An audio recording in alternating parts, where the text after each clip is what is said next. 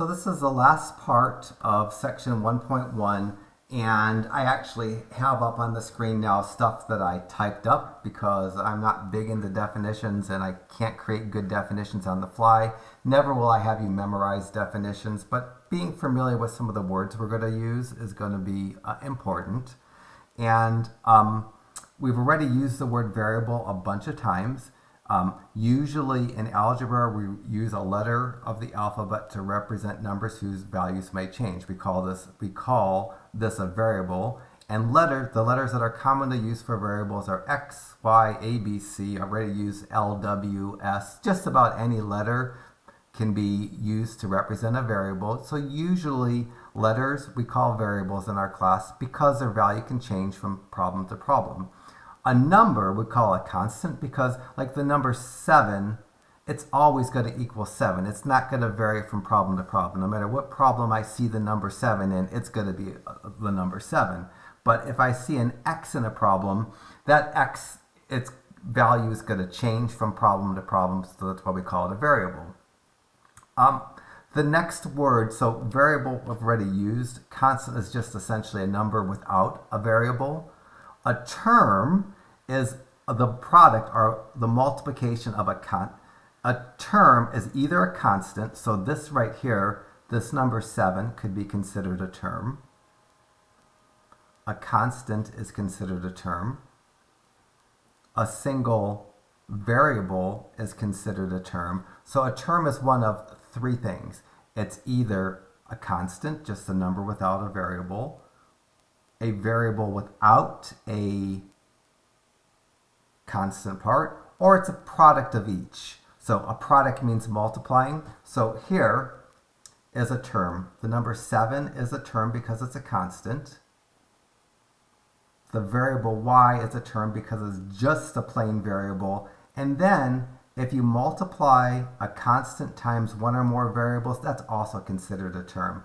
So the first term here is the constant 7. The second term is the variable y. The third term is 5 times x times y. The constant part we're going to call the coefficient here in a second. And then the variable part is x and y. 9a is considered a term. It's a constant times a variable. 7b is considered a term. When I have a term that is a constant times a variable, the number that precedes the variable is called a coefficient. So in the term 9a, the coefficient is 9.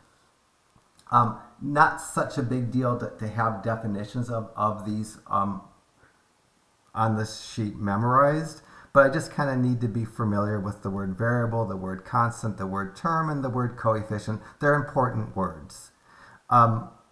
Depending on how long you've had, since you've had algebra, you might remember the word like terms.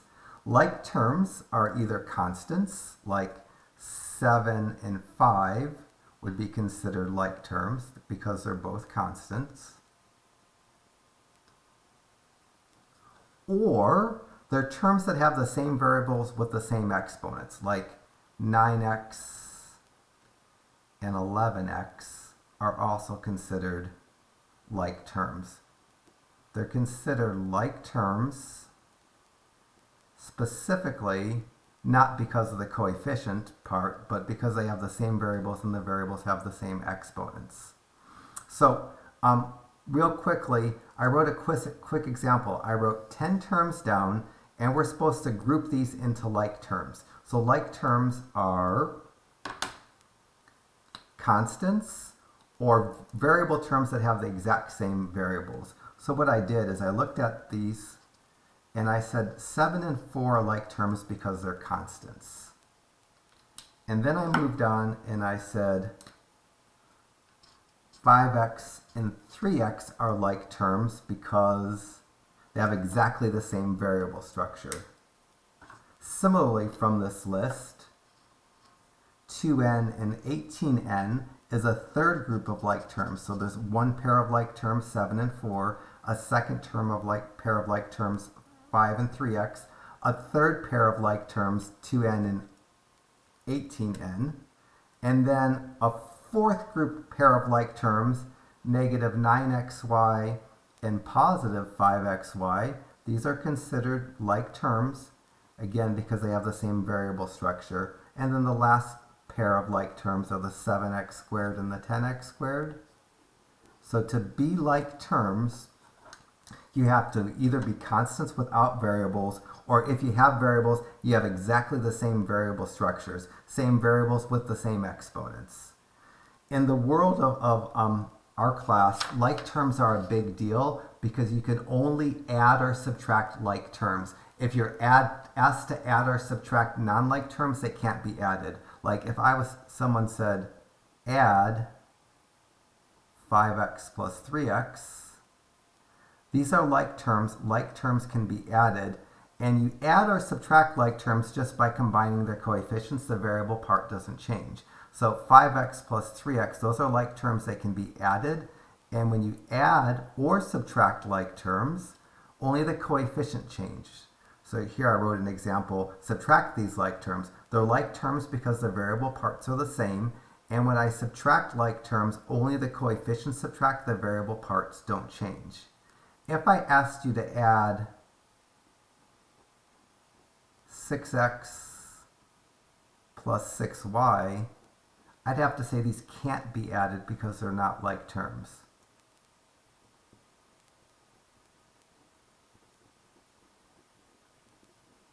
If you knew something about factoring, they could be rewritten with a parentheses, but that's too advanced right now. So this is kind of where we're headed for the rest of this section. The rest of this section is going to give me an algebraic expression, which is a problem without an equal sign, and we're going to need to identify the like terms and either add or subtract them, and it's a little bit more complicated than what I have here, but not particularly hard. So let me just jump into the end of the section. Problems 36 through 43 want me to identify and combine like terms. So in problem 36, the like terms come in pairs.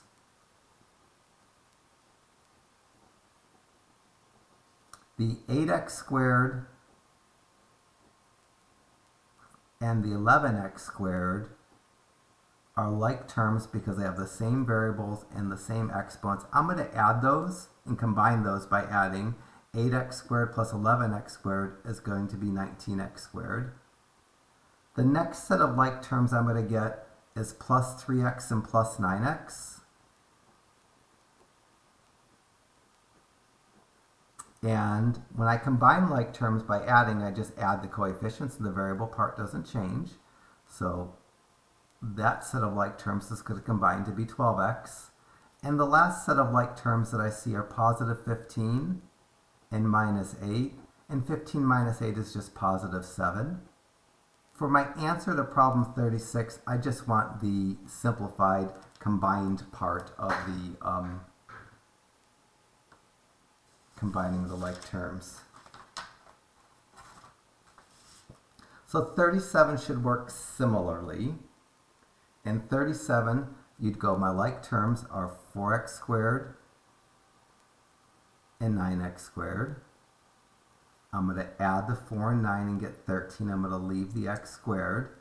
And then 6x, positive 6x minus 3x. 6 minus 3 is positive 3. I'm going to leave the x. And then plus 5 and plus 7.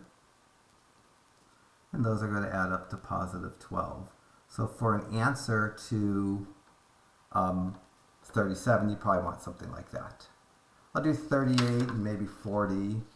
For 38, my like terms are 5x and 11x. I'm going to add those together and get 16x. When I start doing algebra like this, it probably would be nice if I start being good. Good meaning writing equal signs when they're appropriate.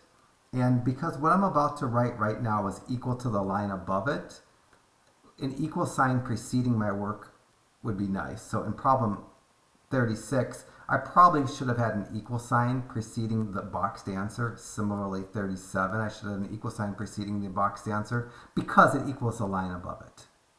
Not the end of the world if you don't do that equal sign. Finishing up 38, the other like terms are the 8 and the 9, and 8 plus 9 add up to 17.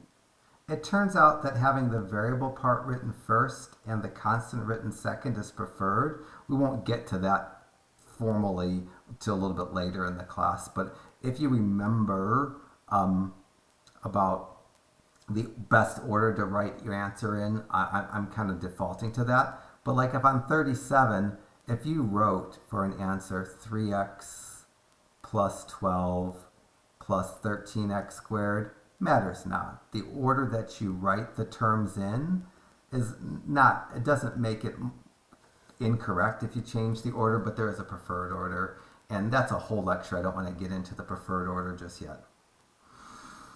I'm going to move on to number 40. I'm going to start doing 24xy minus 7xy. And I could do 24 minus 7 in my head. That's going to give me 17. I'm going to write equals because what I'm writing is equal to the line above it. And then I'm going to do just alphabetically. I'm going to do the 18x, positive 18x, minus 15x. And 18 minus 15 is positive 3. I'm going to leave the x. And then I'm going to do 12y, positive 12y, minus 9y, and get positive 3y. So combining the like terms in number 40, those are the three terms that I need. The order that I write them in is not such a big deal. So you could have the order flip-flopped a little bit. So you should try to do all the odds on this page. And there's only a few more problems left. This will be a short little section here. So I just have one more even to do, and you have two odds to do.